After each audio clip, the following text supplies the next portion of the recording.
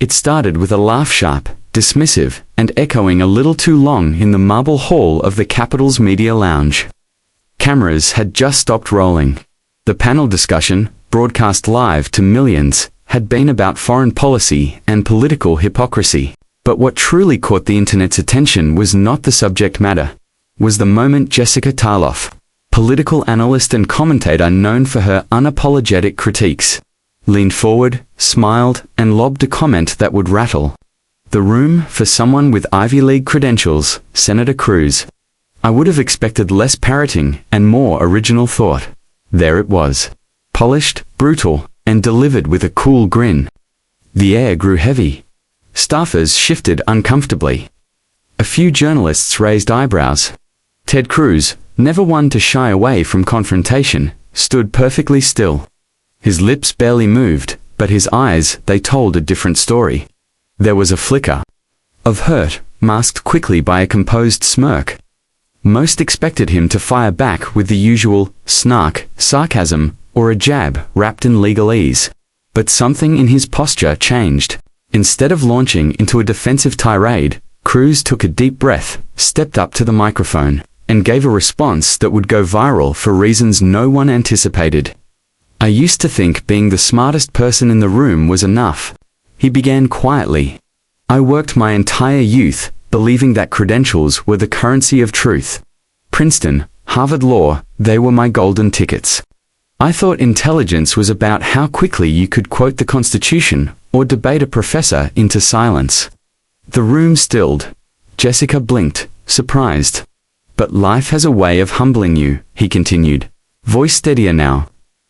Met men and women on the campaign trail with no degrees, no polished diction, yet they carried wisdom I never found in books. A single mother in Midland, working 3 jobs to keep her family afloat, she told me once, "Senator, don't you forget, we pay the price for every vote you cast." That moment taught me more about responsibility than any seminar on federalism. There was no anger in his voice, no bitterness. Just a kind of weary honesty rarely seen in political circles. Cruz stepped closer to the press pool. "I've been mocked before for my looks, my tone, even my choice of facial hair," he said, eliciting a light chuckle from the back. But questioning someone's intelligence because they see the world differently, that's not wit. That's a sign we've lost our empathy. Jessica, now visibly moved, tried to interject, but he gently raised a hand not to silence her, but to finish a thought he had carried too long. "I'm not here to win points with cleverness," he said.